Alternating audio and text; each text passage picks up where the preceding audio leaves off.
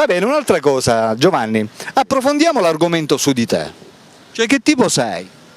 Parlaci un po' di te, il tuo carattere. Serio, carattere serio, un po' docile e anche duro. Bisogna essere seri, determinati, decisi per affrontare l'ostacolo. Esatto. Le tue zone erogene quali sono?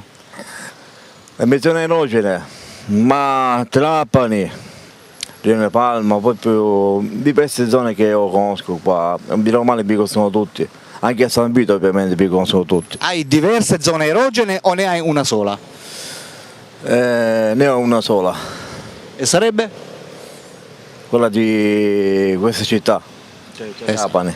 Ti piace la città? Esatto. Nonostante quello che è, con la crisi, Certo. Mentre ora parliamo del tuo carattere, il tuo tallone di Achille qual è? in che senso? Il tallone di Achille. Cantante. Il tallone di Achille, il tuo tallone di Achille qual è? Un cantante da me conosciuto è Gianni Morandi.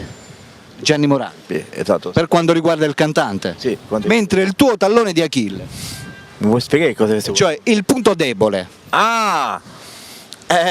Ho detto io parliamo del tuo carattere, quindi il punto debole. Punto debole. Oh yeah!